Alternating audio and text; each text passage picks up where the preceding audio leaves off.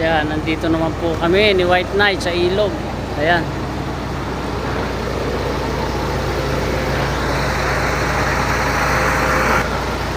Ayan. Ito, ilog po yan. Ito, bubuhos ako dito.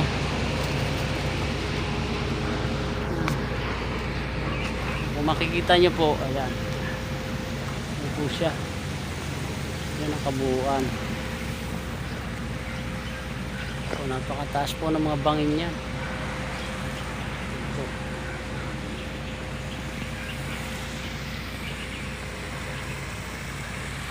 Sa gitna po, ito po ang binubuhusan namin, ang retaining wall po ng Lalakay. Ito mga batuhan. Hinarang po yan para hindi po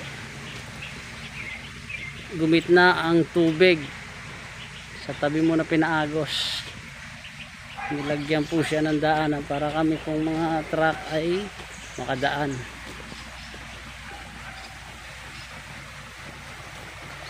Mga kabukos, napaka kung sa gitna po dadaan ng tubig niya, sigurado po.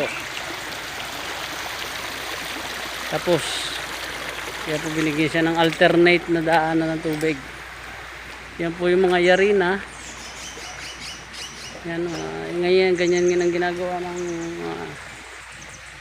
lokal na pamahalaan sa DPWH na lalagyan ng retaining wall ang mga ating kailugan para po hindi mag landslide, dahil po tingnan nyo naman yung bangin po, landslide po yan pag umano ang tubig. Ayan, mataas po yan.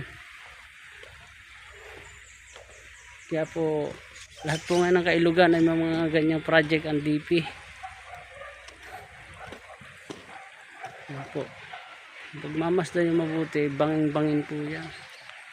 Yan po kagagawan po ng bahayan. Kaya po kailangan talagang lagyan siya ng retaining wall. Yan po.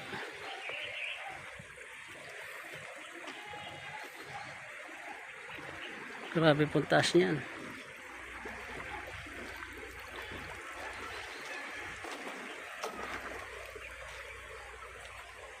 Doon pa po ako magbubuho sa dulo. At naandun pa po ang aking kasama.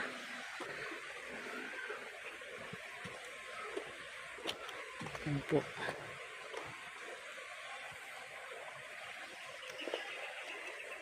Yan po ang pinakamalaking project ngayon ng ating DP sa mga flood control po. Ayan.